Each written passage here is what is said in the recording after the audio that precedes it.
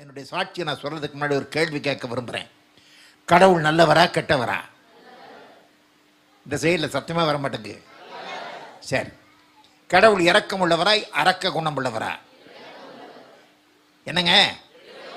சரி, கடவுள் நல்லவர், இரக்கம் உள்ளவர், இரக்கத்தில் ஐஸ்வர்யம் உள்ளவர், கருணை உள்ளவர், ஒரு பெற்ற தாயை போல அரவணைப்பார், தந்தையை போல தாங்குவார், சுமப்பார், ஆலோசனை கர்த்தர், உங்களுடைய துக்கங்களை எல்லாத்தையும் சந்தோஷமாக மாற்றுவார், நோய்களை எல்லாம் குணமாக்குவார். இதெல்லாம் ஓகே. ஆனால் இப்பேற்பட்ட அன்புள்ளம் படைச்ச இந்த கடவுள் படைத்த மனுஷ வாழ்க்கையில் ஏன்பா இத்தனை துன்பம், துயரம், கஷ்டம், பிரச்சனைகள், நோய் நொடிகள், பிசாசின் கட்டுக்கள், வாழ்க்கையில் சந்தோஷம் இல்லை, சமாதானம் இல்லை, நிம்மதி இல்லை. வீட்டுக்காரன் தினமும் தண்ணி அடிச்சுட்டு வந்து மாட்டை வெளுக்கிற மாதிரி வெளுக்கிறான். பொண்ணுக்கு கல்யாணம் ஆக மாட்டேங்குது, வர்ற வரன்கள்லாம் தட்டி போய்கிட்டே இருக்குது. இன்னொருத்திக்கு கல்யாணம் ஆகி 10 வருஷம் ஆச்சு, குழந்தை இல்லை. இன்னொருத்திக்கு 2 குழந்தையோட வாழா வெட்டியாக வந்து உட்காந்துட்டு இருக்கா, அதில் ஒரு குழந்தை இருந்து நடக்காமல் இருக்குது. வரதட்சணை கொடுமை, மாமியார் கொடுமை. காலங்காத்தாலே எந்திரிச்ச உடனே எந்த கடங்காரம் வந்து கழுத்தை நெரிக்க போகிறானோன்னு பயமாக இருக்குது. வியாபாரம் சரியில்லை, தொழில் சரியில்லை, விவசாயம் சரியில்லை, வேலை செய்கிற இடத்துலையும் ஒரே பிரச்சனையாக இருக்குது. மாதம் 1000 2000 டாக்டர் கடுதுகிட்டு இருக்கிறோம். உட்காந்தா எந்திரிக்க முடியல, எந்திரிச்சா உட்கார்றதுக்கு முடியல, உடம்பெல்லாம் வலி வேதனை. பையன் ஒழுங்காக படிக்க மாட்டேங்க, 24 மணி நேரம் டிவி முன்னாடி உட்காந்துக்கிட்டு இருக்கான். கெட்ட பசங்களோட பழக்க வழக்கங்கிட்டு இருக்கு. வாழ்க்கையில் சந்தோஷம் சமாதானம் அப்படிங்கிறது மருந்துக்கு கூட இல்லை. எங்கெங்கே போயும் பிரச்சனை தீர மாட்டேங்க. இப்போ சொல்லுங்க, கடவுள் நல்லவரா கெட்டவரா? இப்பயும் நல்லவர் தானே? ஓஹோ, துன்பத்தை கொடுக்குற, துயரத்தை கொடுக்குற, கஷ்டங்களை கொடுக்குற, பிரச்சனைகளை கொடுக்குற, நோய்களை கொடுக்குற நல்லவர், அப்படி தானே? இந்த துன்பம், துயரம், கஷ்டம், பிரச்சனை, நோய்களை கடவுள் கொடுக்கலை, நாமளாக வரவழைச்சிக்கிட்டது. மனுஷன் எதை விதைக்கிறானோ அதையே அறுப்பான். வினையை விதைச்சா வினை, தினையை விதைச்சா தினை, பாவத்தை விதைச்சா அதுக்குண்டான பலனை நம்ம கண்டிப்பாக அனுபவிச்சு தான் ஆகணும். வேறு வழியே இல்லை. பாவம் செய்கிற எவனும் பாவத்திற்கு அடிமையாக இருக்கிறான். பாவமானது கற்பனையினாலே சமயம் பெற்று சகல விதமான இச்சைகளையும் என்னை நடப்பித்தது அப்படின்ட்டு வேதத்தில் சொல்லப்பட்டுகிறது. நான் விரும்புகிறதே செய்யாமல் வெறுக்கிறதையே செய்கிறேன். எனக்குள்ள இருக்கிற பாவமே அப்படி செய்ய தூண்டுகிறது. தண்ணி அடிக்கிறது எனக்கு பிடிக்கலை, கஞ்சா அடிக்கிறது எனக்கு பிடிக்கலை, புகையிலை போடுறது எனக்கு பிடிக்கலை, சிகரெட் பிடிக்கிறது எனக்கு பிடிக்கலை, சீட்டு விளையாடுறது எனக்கு பிடிக்கலை, உன் மேலே சத்தியம், பிள்ளைகள் மேலே சத்தியம், 1000 சத்தியம் பண்ணுவான். சாயங்காலம் ஆச்சுன்னா கை காலிச்சுமா நம்மன்னு அரிக்க ஆரம்பிச்சிடும். குட்டி போட்ட பூனையாட்டம் சுற்றிக்கிட்டே வருவான். ஒரே புழுக்கமாக இருக்குல்ல, கொஞ்சம் காத்தாட வெளியில் போயிட்டு வர்றேன், முறைக்காதடி, நான் தான் சத்தியம் பண்ணியிருக்கல, நம்பேன். 1000 சத்தியம் பண்ணிட்டு போவான். திரும்பி வர சமயத்தில் பார்த்தீங்கன்னா ஆடிக்கிட்டே வருவான். நான் குடிக்க வேணான்னு தாண்டி இருந்தேன், அங்கே இருந்த பயிர் வீடா வாங்கி எடுத்து ஊற்றி விட்டாங்கடி, நான் என்னடி பண்ணுவேன்? நான் விரும்புகிறதை செய்யாமல் வெறுக்கிறதையே செய்கிறேன். எனக்குள்ள இருக்கிற பாவமே அப்படி செய்ய தோன்றுகிறது. பாவம் நம்மை சுற்றி நெருங்கி நிற்கிறது. என் பாவங்களினால் என் எலும்புகளில் சௌக்கியமில்லை. என் அக்கிரமங்கள் பாரச்சுமை போல என்னால் தாங்கக்கூடாததாக இருக்கிறது. உங்கள் பாவங்களே உங்களுக்கு எதிராக சாட்சி சொல்லும். பாவத்தின் சம்பளம் மரணம். பாவம் செய்கிற ஆத்மா சாகவே சாகும். உங்கள் பாவங்களே தேவன் உங்களுக்கு செவிகொடாதபடி அவருடைய முகத்தை உங்களுக்கு மறைக்கிறது அப்படின்ட்டு வேதம் கூறுகிறது. ஏசாயா 59:1. நாம் எத்தனை தடவை கோயிலுக்கு போனாலும் சரி, சர்ச்சுக்கு போனாலும் சரி, மசூதிக்கு போனாலும் சரி, இந்த பாவங்கள் நம்மகிட்ட இருக்கிற வரைக்கும் கடவுள் திரும்பி பார்க்க மாட்டார். பாவத்தில் 2 டைப்பாக பாவம் இருக்குது. ஒன்று ஜென்ம பாவம், நம்ம அப்பா அம்மா தாத்தா பாட்டி அவங்க செய்த பாவம் ரத்தத்திலேயே கருவிலேயே வருது. ஜென்ம பாவம் சகச மலம், நாமம் போடுறவங்க சொல்லுவாங்க ஜென்ம பந்தம், வைஷ்ணவாஸ் அவங்க சொல்லுவாங்க. இப்போ நாம் செய்யக்கூடிய பாவங்கள் கர்ம வினை. இருள் சேர் இருவனைன்னு திருக்குறளில் சொல்லப்பட்டிருக்கு. இருள் அப்படின்னா பாதாளம், பாதாளத்தை கொண்டு போய் சேர்க்கக்கூடிய இருவினைகள், 2 டைப்பாக பாவங்கள் அப்படின்னு திருக்குறளில் சொல்லப்பட்டிருக்கு. இந்த 2 டைப்பாக பாவங்களையும் நம்ம எல்லாரும் செஞ்சுக்கிட்டு தான் இருக்கிறோம். தெரிஞ்சு செய்கிறோம், தெரியாமல் செய்கிறோம், அறிந்து செய்கிறோம், அறியாமல் செய்கிறோம். சர்ச்சுக்கு வந்துக்கிட்டே, பைபிள் படிச்சுக்கிட்டே, முழங்கால் போட்டுக்கிட்டே, அபிஷேகத்தை அறிஞ்சு அந்நிய பாஷை பேசிக்கிட்டே அத்தனை அக்கிரமங்களையும் செய்கிறோம். கோயிலுக்கு போய்கிட்டே நெத்தி நிறைய விபூதி பூசிக்கிட்டே கந்த சஷ்டி கவசம் சொல்லிக்கிட்டே கங்கை முலையில் குளிச்சுக்கிட்டே பாலாபிஷேகம் பண்ணிக்கிட்டே அத்தனை பாவங்களையும் செய்யத்தான் செய்கிறோம். பள்ளிவாசலுக்கு போய்கிட்டே நமாஸ் பண்ணிக்கிட்டே ஹஜ் யாத்திரை போய்கிட்டே அத்தனை நாச வேலைகள்லையும் நாம் ஈடுபடத்தான் செய்கிறோம். நம்ம எல்லாருமே செய்யத்தான் செய்கிறோம். இதனால தான் துன்பம், துயரம், கஷ்டம், பிரச்சனைகள் எல்லாமே. கிறிஸ்துவுக்குள்ள வர்ற வரைக்கும் என்னுடைய பார்வையில் பாவம் அப்படின்னு வித்தியாசமா இருந்துச்சு. திருடினா பாவம், கொள்ளையடிச்சா பாவம், கொலை பண்ணா பாவம், ஒரு பெண்ணை கற்பழிச்சா பாவம், இதைத்தான் நான் பாவம்னு நினச்சிக்கிட்டு இருந்தேன். ஆண்டவருக்குள்ள வந்த அப்புறம் தான் ஆண்டவருடைய பார்வையில் பாவம்னா என்னன்னு எனக்கு உணர்த்தினார். ஒரு பெண்ணை நீ மனசால இச்சித்து பார்த்தால் அவளோட நீ விபச்சாரம் பண்ணிட்டேன்னு அர்த்தம்டா. மனசால இச்சித்து பார்த்தாலே போச்சு. அடுத்தவனுக்கு நீ உதவி செய்யக்கூடிய நிலையில் இருந்து நீ உதவி செய்யாம இருந்தா பாவம் வீட்டு வாசல்ல படுத்து கிடக்கும் அப்படிங்கிறாரு. தேவையில்லாம நம்ம பேசக்கூடிய வார்த்தைகளுக்கு கூட ஆண்டவருக்கு நம்ம கணக்கு கொடுத்தாகணும். நமக்கு கொடுத்துருக்கக்கூடிய நேரத்தை கூட நம்ம எப்படி செலவழிக்கிறோம்? டிவிக்கு முன்னாடி உட்காந்துட்டு சீரியல், சினிமா, கண்ட கழுத பாட்டுகளையும் கேட்டுக்கிட்டு அப்படின்னா ஒன்னொன்னுக்கு நம்ம பதில் சொல்லி ஆகணும். அறிந்து மறியாமலும் தெரிந்தும் தெரியாமலும் எத்தனையோ பாவங்களை செஞ்சுக்கிட்டு இருக்கிறோம். நாம பிறந்ததே பாவத்துல. அவன் தாய் அவனை பாவத்தில் கற்பம் தைத்தாள் சொல்லிட்டு வேதம் சொல்லுது. வேதத்துல ஆண்டவருடைய பார்வையில் எதெல்லாம் பாவமா இருக்கும் சொல்லிட்டு பார்த்துட்டு ஆடி போயிட்டேன், நடுங்கிட்டேன். ராத்திரி முழுக்க எனக்கு தூக்கமே வரல. எவ்வளவு கேஷுவலா, சர்வ சாதாரணமா, கொஞ்சம் கூட பயமே இல்லாம அசால்ட்டா எத்தனை பாவங்களை செஞ்சுக்கிட்டு இருக்கும் தெரியுமா? ஒரு சின்ன லிஸ்ட் மட்டும் தரேன் பாருங்க. விபச்சாரம், வேசித்தனம், அசுத்தம், காம விகாரம், விக்கிரக ஆராதனை, வெள்ளி சூன்யம், பகை, விரோதம், வைராக்கியம், கோபம், சண்டை, பிரிவினை, மார்க்கபேதம், பொறாமை, கொலை, வெறி, களியாட்டம், பொருள் ஆசை, வம்பு, புத்தியீனமான பேச்சு, பரிகாசம், களவு, பொய் சாட்சி, துரோகம், குரோதம், வாக்குவாதம், வஞ்சகம், வன்மம், புறங்கூறுதல், அவதூறு, தேவ பகை, அகந்தை, வீம்பு, பொல்லாதவைகளை யோசித்தல், பெற்றோருக்கு கீழ்ப்படியாமை, உணர்வு இல்லாமை, உடன்படிக்கையை மீறுதல், சுவாப அன்பு இல்லாதிருத்தல், இணக்கமாக இல்லாதிருத்தல், இரக்கம் இல்லாமை, அநியாயம், சுய புணர்ச்சி, ஆண் புணர்ச்சி, திருட்டு, உதாசீனம், தீமைக்கு தீமை செய்தல், தன் சகோதரனை அற்பமாக எண்ணுதல், குற்றவாளி என்று தீர்த்தல், குறி கேட்டல், ஜோதிடம் பார்த்தல், நாள் பார்த்தல், அஞ்சனம் பார்த்தல், தன் சகோதரனை நியாயமில்லாமல் கோபித்துக் கொள்கிறவன் நியாய தீர்ப்புக்கு ஏதுவாக இருப்பான். மூடனே என்று சொல்லுகிறவன் எரிநரகத்திற்கு ஏதுவாக இருப்பான். மூடனேன்னு சொன்னாலே எரிநரகம். நாக்கள் நரம்பே இல்லாம நம்ம அடுத்தவங்களை பத்தி பேசிக்கிட்டு இருக்கிறோம். தன் சகோதரனிடத்தில் அன்பு கூறாதவன் மரணத்தில் நிலை கொண்டிருக்கிறான். சகோதரனை பகைக்கிற எவனும் மனுஷ கொலை பாதகனாக இருக்கிறான். மனுஷர் பேசும் வீணான வார்த்தைகள் யாவையும் குறித்து நியாய தீர்ப்பு நாளிலே கணக்கு ஒப்புவிக்க வேண்டும். உன் வார்த்தைகளினாலே நீ நீதிமான் என்றும் குற்றவாளி என்றும் தீர்க்கப்படுவாய். கெட்ட வார்த்தை ஒன்று உன் வாயிலிருந்து புறப்பட வேண்டாம். வாய்க்குள்ளே போகிறது மனுஷனை தீட்டுப்படுத்தாது, வாயிலிருந்து புறப்படுகிறதே மனுஷனை தீட்டுப்படுத்தும். ஒருவருக்கொருவர் விரோதமாக பேசாதிருங்கள். இரக்கம் செய்யாதவனுக்கு இரக்கம் இல்லாத நியாய தீர்ப்பு கிடைக்கும். கர்த்தர் தம்முடைய ஜனங்களை நியாயம் தீர்ப்பார்.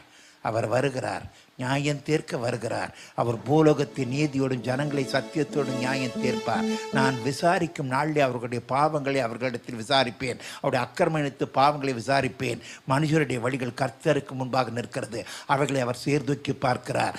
அவனவன் செய்த கிரியைகளுக்கு தக்க பலன் உண்டு. எத்தனை பாவங்களை பண்ணியிருக்கப்பா.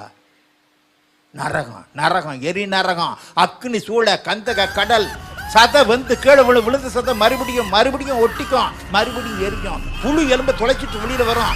ஆயிரக்கணக்கு கண்ணு வழியா போறது, காது வழியா வரும், காது வழியா போறது, மூக்கு வழியா வரும். எப்படிப்பா சகிக்க போற? செஞ்ச பாவத்துக்கு, செஞ்ச கொலைகளுக்கு, தப்புகளுக்கு எல்லாம் ரெக்கார்டாயிருக்கு. நீ செஞ்சது உனக்கு மறந்து போயிருக்கும், அத்தனை ரெக்கார்டாயிருக்கப்பா. அத்தனைக்கு நீ பதில் சொல்லி ஆகணுமே. இந்த உலகத்தை யாரு நிலைச்சு நிக்கிறாங்க? மேக்சிமம் போச்சு அப்படின்னா 70 வருஷம் 80 வருஷம் தானே. அதுக்கப்புறம் சீட்டு கிழிஞ்சிருமே. நேற்று இருந்தவனுக்கு இல்லையே. மனுஷருடைய வாழ்க்கை புல்லு கொப்பாக இருக்கிறது. கொஞ்ச காலம் தோன்றி பின்பு தோன்றாமல் போகின்ற புகையை போல இருக்கிறதே. மரணத்தை காணாமல் இருப்பவன் யார்? பாதாள வல்லடிக்கு விலைக்கு விடுகிறவன் யார்? ஸ்திரீகளிடத்தில் பிறந்தவன் வாழ்நாள் குறைவனும் சஞ்சலம் நிறைந்தவனுமாக இருக்கிறான். அவன் பூவை போல பூத்து அறுப்புண்டு போகிறான். நேற்று இருந்தவன் இன்னைக்கு இல்ல. பாடையை கட்டிட்டாங்க, மணி அடிச்சிட்டாங்க, சங்கு ஊதிட்டாங்க, தூக்கிட்டு போயிட்டாங்களே. வரும்போது ஒரு கலர் தோட்டம் ஒன்று பார்த்தேன். அதில் ஒரு போர்டு போட்டிருக்கான், இன்று நான் நாளை நீ. இன்று நான் நாளை நீ. நாள் கணக்கில் தான் வித்தியாசம். என்னமோ யுகம் யுகமாக நம்ம இங்கே இருக்க போகிறோம் அப்படின்னு சொல்லிட்டு வம்பு வீம்பு வைராக்கியம் நகை நட்டு பட்டு எல்லாம் இது பண்ணிட்டு இருக்கோம். வரும்போதும் ஒன்று கொண்டு வரல, போகும்போதும் ஒன்று கொண்டு போக போகிறதில்ல. நீ லட்ச லட்சமாக கோடி கோடியாக சம்பாரிச்சாலும் சரி, ஒரு ரூபாயை நெத்தியில் வச்சு அதையும் எடுத்துகிட்டு தான் உன்னை அனுப்புவாங்க. நாம் செய்த நன்மை தீமை தான் நம்ம கூட வரப்போகுது.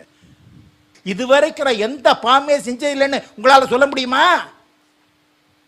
எத்தனை பாவங்கள் இந்த கண்ணுனால, இந்த நாக்குனால, இந்த கையினால, சிந்தனையில, இருதயத்தில. மனுஷனுடைய இருதயத்தின் நினைவுகள் அவன் சிறு வயது தொடங்கி பொல்லாததாக இருக்கிறது. நன்மை செய்கிறவன் ஒருவனாகிலும் இல்லை, தேவனை தேடுகிறவன் இல்லை, உணர்வுள்ளவன் இல்லை. எல்லோரும் ஏகமாக கெட்டு வழி தப்பி போனார்களே. எல்லோரும் பாவம் செய்து தேவ மகிமை அற்றவர்களாக ஆகி போனார்களே. என் இருதயத்தை சுத்தமாக்கினேன், பாவமர துப்பரவானேன் என்று சொல்லத்தக்கவன் யார்? ஒருத்தருமே கிடையாது. அத்தனை பேரும் பாவம் செய்கிறோம். கோயிலுக்கு போய்கிட்டே நெத்தி நிறைய விபூதி பூசிக்கிட்டே, கந்த சஷ்டி கவசம் சொல்லிக்கிட்டே, கங்கை மணல் குளிச்சுக்கிட்டே, பாலாபிஷேகம் பண்ணிக்கிட்டே, அத்தனை பாவங்களையும் செய்யத்தான் செய்கிறோம். பள்ளிவாசலுக்கு போய்கிட்டே, நமாஸ் பண்ணிக்கிட்டே, ஹஜ் யாத்திரை போய்கிட்டே, அத்தனை நாச வேலையில் ஈடுபடுறோம். பைபிள் படிச்சுக்கிட்டே, முழங்கால் போட்டுக்கிட்டே, அபிஷேகம் தெரிஞ்சு அந்நிய பாஷை பேசிக்கிட்டே, அத்தனை அக்கிரமங்களையும் செய்கிறோம். இதுவரைக்கும் எந்த பாவமே செஞ்சேன்னு யாராவது சொல்ல முடியுமா? இந்த பாவங்களுக்கு தண்டனை உண்டு. ஒருத்தர் தப்பிக்க முடியாது. இந்த பாவ கரைகளோட பரலோகம் போக முடியுமா? மோட்சம் போக முடியுமா? கைலாசம் போக முடியுமா? வைகுண்டம் போகிறதுக்கு முடியுமா? மகா மகா பரிசுத்த ஸ்தலம். நான் பரிசுத்தர், நீங்களும் பரிசுத்தராக இருங்கள். உங்களை பரிசுத்தத்திற்கு அழைத்திருக்கிறேன். பரிசுத்த அலங்காரத்துடனே தொழுது கொள்ளுங்கள். பரிசுத்தம் இல்லாமல் தேவனை தரிசிப்பது கூடாத காரியம். மகா மகா பரிசுத்தம் உள்ள பரமேஸ்வரன் இருக்கக்கூடிய இடம் சொர்க்கம். இந்த பாவ கரைகளோடு அங்கே போக முடியாது. செத்த பிறகு அங்கே போன பிறகு ஒன்றும் செய்ய முடியாது. ஊன் உடம்புல உயிரோடு அந்த பூலோகத்தில் இருக்கிற சமயத்திலே இதுக்கு வழி தேடி ஆகணும். என்ன வழி? எத்தனை கோயிலுக்கு போனாலும் சரி, எத்தனை லட்சார்ச்சனைகள் பண்ணாலும் சரி, எத்தனை கோடி அர்ச்சனைகள் பண்ணாலும் சரி, எத்தனை கங்கை மலையில் குளிச்சாலும் சரி, எத்தனை பாலாபிஷேகம் பண்ணாலும் சரி, எத்தனை கந்த சஷ்டி கவசம் விஷ்ணு சாஸ்திரம் சொன்னாலும் சரி, இந்த பாவங்களை போக்க முடியாது. எத்தனை பாத பூஜை பண்ணாலும் சரி, எத்தனை குண்டலினி யோகா பண்ணாலும் சரி, எத்தனை ராஜயோகா பண்ணாலும் சரி, எத்தனை வெட்டவழி தியானம் பண்ணாலும் சரி, இந்த பாவங்களை போக்க முடியாது. ரத்த பிரதோஷனம் பாவ விநாசம். ரத்தம் சிந்தாமல் பாவம் மன்னிப்பு இல்லை. நான் பைபிள்னு சொல்ல, இந்து மத வேதங்கள்னு சொல்கிறேன், சம்பூர்ண மகாபாரதம் சொல்கிறேன், தாண்டிய மகாபிரமாணம் சொல்கிறேன், பிரம்மசூத்திரத்தை சொல்கிறேன், பிருகதாரணி உபனிஷத்தில் சொல்கிறேன், சாந்தோக்கிய உபனிஷத்தில் சொல்கிறேன், பவிஷ்ய புராணத்தில் சொல்கிறேன், பகவத்கீதையிலிருந்து சொல்கிறேன். ரத்தம் சிந்தாமல் பாவம் மன்னிப்பு இல்லை. எந்த தெய்வம் மனுஷனுக்காக மரிக்கல. மனுஷனுக்காக மரித்த ஒரே தெய்வம் கர்த்தராகிய இயேசு கிறிஸ்து மாத்திரமே. இயேசு கிறிஸ்துவினுடைய ரத்தம் சகல பாவங்களை நீக்கி நம்மை சுத்திகரிக்கும். இந்த பாவங்களுக்கு போக்குறதுக்கு எத்தனை பரிகாரம் செஞ்சாலும் சரி, எத்தனை கோயிலுக்கு போனாலும் சரி, எத்தனை லட்சார்ச்சனைகள் கோடியார்ச்சனைகள் பண்ணாலும் சரி, எத்தனை அபிஷேகங்கள் பண்ணாலும் சரி, பாலாபிஷேகங்கள் பண்ணாலும் சரி, எத்தனை அன்னதானங்கள் பண்ணாலும் சரி, எத்தனை யோகாக்கள் பண்ணாலும் சரி, குண்டலினி சக்தியை மூலாதாரத்திலிருந்து சஹஸ்ராரத்தில் ஏற்றி வச்சிருத்து நீங்கள் டிரான்ஸ்லென்டல் மெடிடேஷன் பண்ணாலும் சரி, எத்தனை காயகல்ப பயிற்சி எடுத்தாலும் சரி, இந்த பாவத்தை போக்குறதுக்கு முடியவே முடியாது. ஏன்னா ரத்த பிரதோஷனம் பாவ விநாசம் அப்படின்ட்டு சம்பூர்ண மகாபாரதமே சொல்லுது. ரத்தம் சிந்தாமல் பாவ மன்னிப்பு இல்லை. ரத்தம் சிந்தனம் அப்படிங்கிறதுக்காக கோழி ரத்தத்தையோ கெடா ரத்தத்தையோ எரும ரத்தத்தையோ சிந்தி எடுத்து பிரயோஜனம் இல்லை. பரிசுத்தமான குற்றமே இல்லாத மாசற்ற ரத்தம் சிந்தப்படணும். அப்பேற்பட்ட ரத்தம் இந்த உலகத்துல யார்ட்டையுமே கிடையாது. கர்த்தராகிய இயேசு கிறிஸ்து கிட்ட மாத்திரம்தான் இருந்தது. சாம வேதத்தினுடைய 2ஆம் பகுதியாகிய தாண்டிய மகா பிரமாணத்திலே பார்த்தீர்கள் என்றால், ஜனங்களை ஆளுகின்ற பிரஜாபதி தன்னுடைய ஜனங்களுடைய பாவம் போக்கும்படியாக தன்னுடைய சொந்த சரீரத்தையே பிராயச்சித்த பலியாக ஒப்பு கொடுத்து யஜ்ஞம் செய்வார் என்று கூறப்பட்டிருக்கிறது. பிரஜாபதி என்றால் சிருஷ்டிகர்த்தராகிய தேவன் என்ற அர்த்தம். அதாவது சிருஷ்டிகர்த்தராகிய தேவன் யஜ்ஞமானால் தான், மரித்தால் தான், ரத்தத்தை சிந்தினால் தான் பாவ மன்னிப்பு உண்டு என்று தாண்டிய மகா பிரமாணம் தெள்ள தெளிவாக கூறுகின்றது. எந்த தெய்வமும் மனுஷனுக்காக மரிக்கல. மனுஷனுக்காக மரித்த ஒரே தெய்வம் கர்த்தராகிய இயேசு கிறிஸ்து மாத்திரமே. தெய்வம்னு சொல்லப்படுற மற்றவர்கள் எதுவுமே பாவத்தை மன்னிக்கவும் இல்லை, பாவிகளை மன்னிக்கவும் இல்லை. பாவிகளை அதம் பண்றதுக்கு, சங்காரம் பண்றதுக்கும், அழிக்கிறதுக்கும், கொல்றதுக்கும் தான் அவதாரம் எடுத்ததாக இந்து மத வேதங்கள், புராணங்கள் எல்லாமே சொல்லுது. எத்தனையோ உதாரணங்கள் என்னால் சொல்றதுக்கு முடியும். சூரசம்ஹாரம், பத்மாசுர வர்தம், ஹிரண்யவதம், இப்படி எத்தனையோ சொல்லிட்டே போயிட்டே இருக்கலாம். யார் ரத்தம் செஞ்சிருக்கா? மனுஷ ரத்தத்தால் செய்த பாவத்தை போக்கணும் அப்படின்னா குற்றமே இல்லாத மாசற்ற ரத்தம் சிந்தப்படணும். ஒரு கிரிமினல் இன்னொரு கிரிமினல் போய் ஜாமீன்ல எடுத்துட்டு வர முடியாது. கிரிமினல் ரெக்கார்டே இல்லாத ஒருத்தன் தான் போய் எடுக்க முடியும். பாவம் செய்த ஒருத்தர் இந்த பாவத்தை போக்குறதுக்கு முடியாது. பாவமே செய்யாத, குற்றமே இல்லாத மாசற்ற ரத்தம் சிந்தப்படணும். அப்பேற்பட்ட ரத்தம் இந்த உலகத்துல யார்ட்டையுமே கிடையாது. இயேசு கிறிஸ்துகிட்ட மாத்திரம் தான் இருந்தது. அவர் ஒருத்தர் தான் நமக்காக ரத்தத்தை சிந்தியவர். இயேசு கிறிஸ்துவனுடைய ரத்தம் சகல பாவங்களையும் நீக்கி நம்மை சுத்திகரிக்கும். அவருக்குள் அவருடைய ரத்தத்தினாலே பாவ மன்னிப்பாக்கிய மீட்பு நமக்கு உண்டாயிருக்கிறது. பாவிகளை ரட்சிக்க இயேசு கிறிஸ்து உலகத்தில் வந்தார் என்கின்ற வார்த்தை உண்மையும் எல்லா அங்கீகரிப்பிற்கும் பாத்திரமாக இருக்கின்றது.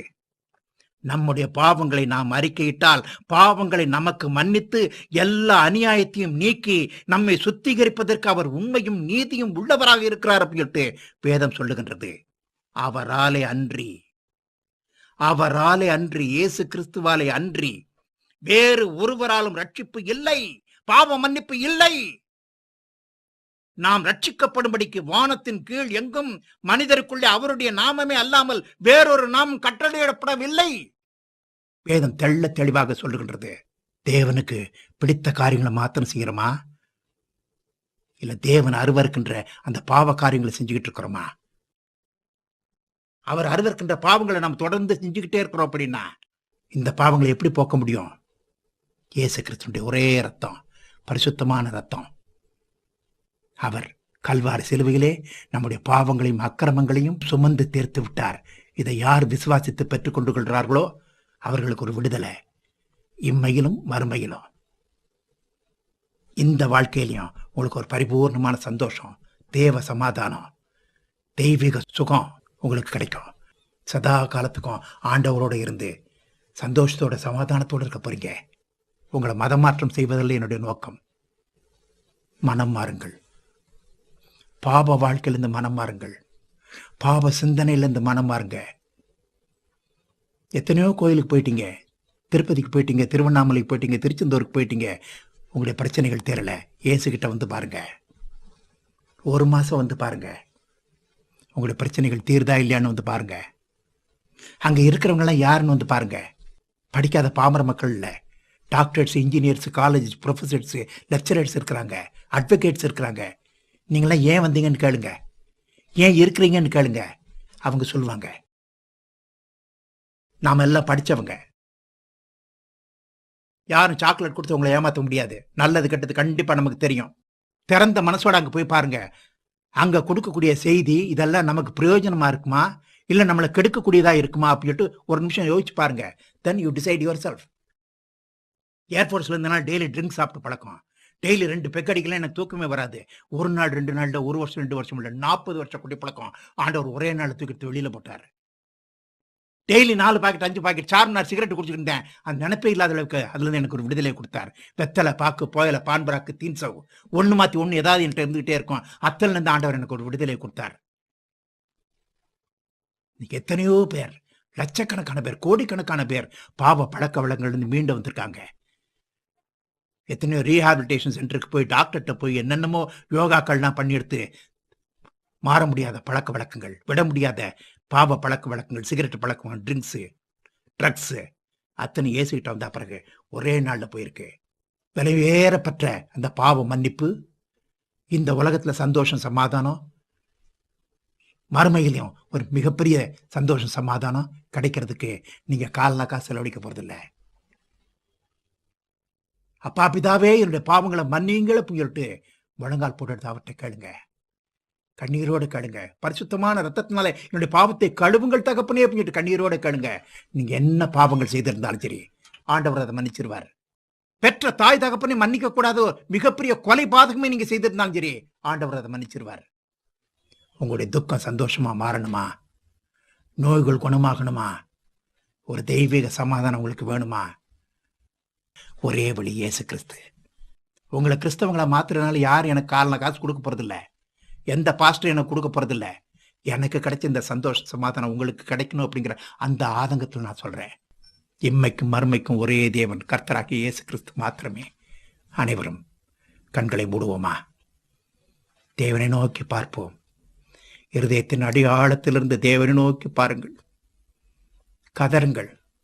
ஆண்டவரே, இரக்கத்தில் ஐஸ்வர்யமுள்ள எங்கள் தேவனே, எங்கள் நல்ல ஆண்டவரே, இரக்கமும் மனதுருக்கமும் மகா கிருபையும் நிறைந்தவரே, எங்களை அதிகமாக நேசிக்கின்ற எங்கள் பரலோக பிதாவே, கர்த்தராகிய இயேசு கிறிஸ்துவே, பரிசுத்த ஆவியானவரே, தேவரீர் நீர் செய்த அடிமையின் வாழ்க்கையில் செய்த எண்ணிமாளாத அற்புதங்களையும் அதிசயங்களையும் கேட்டு ஆண்டவரே மனம் திரும்புகின்ற ஆண்டவரே, இந்த பிள்ளைகளுக்காக உடைய திருச்சமூகத்தில் நான் வருகின்றேன். ஆண்டவரே, யார் யாரெல்லாம் ஆண்டவரே இந்த ஒளி நாடாவையும் ஒளி ஆண்டவரே செய்தியையும் கேட்டு ஆண்டவரே முழங்கால் படியிட்டு உம்முடைய திருச்சமூகத்தில் உம்முடைய கிருபாசனத்தின் வருகின்றார்களோ ஆண்டவரே, அவர்கள் என்ன பாவங்கள் செய்திருந்தாலும் அவர்கள் எல்லாம் மன்னியுங்கள் தகப்பனே. உமது காயப்பட்ட கரங்களை அவர்களுக்கு நேராக நீட்டுங்கள் ஆண்டவரே. ஆண்டவரே, உமது பிள்ளைகளாக ஏற்றுக்கொள்ளுங்கள் தகப்பனே. அப்பா பிதாவே என்று அழைக்கக்கூடிய ஒரு புத்திர சுவீகாரத்தை அவர்களுக்கு தாருங்கள் தகப்பனே. இதுவரை அவர்கள் அனுபவித்திராத ஆண்டவரே ஒரு தெய்வீக சமாதானத்தை, சந்தோஷத்தை, சுகத்தை ஆண்டவரே நீ தர வேண்டுமா நான் ஜெபிக்கின்றேன். ஆண்டவரே, கடந்த கால வாழ்க்கை எல்லாவற்றையும் மாற்றி போடுங்கள் ஆண்டவரே. உம்மை நோக்கி பார்த்த முகங்கள் ஒருபோதும் வெட்கப்பட்டு போனதே இல்லை தகப்பனே. உம்மண்டையில் வருகின்ற எவரும் நீர் புறம்பே தள்ளுகின்ற தேவன் அல்ல தகப்பனே. ஆசீர்வதிங்களப்பா. உங்களுடைய அன்பை ருசித்து பார்க்க முடியாத கிருபை அவர்களுக்கு தாருங்கள். இயேசு கிறிஸ்துவனுடைய மாறாத இன்ப நாமத்தில் ஜெபிக்கிறேன். ஜெபங்களும் ஜீவனுடைய எங்கள் நல்ல பிதாவே, ஆமென்.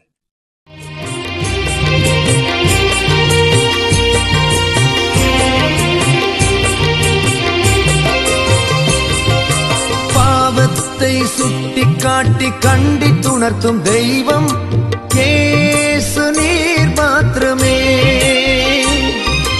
பாவத்தை மன்னிக்கும் பரிசுத்த தெய்வம் இயேசு நீர் மாத்திரமே. பாவத்தை சுட்டிக்காட்டி கண்டித்துணர்த்தும் தெய்வம் இயேசு நீர் மாத்திரமே.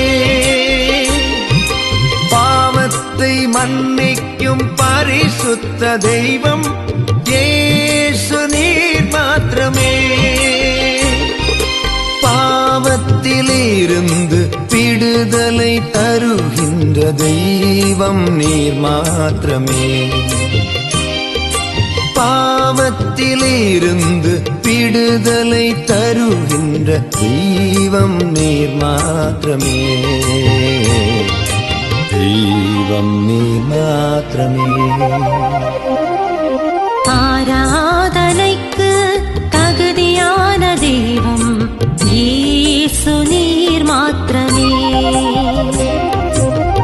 முழு உலகத்துக்கும் பொதுவான தெய்வம் இயேசு நீர் மாத்திரமே.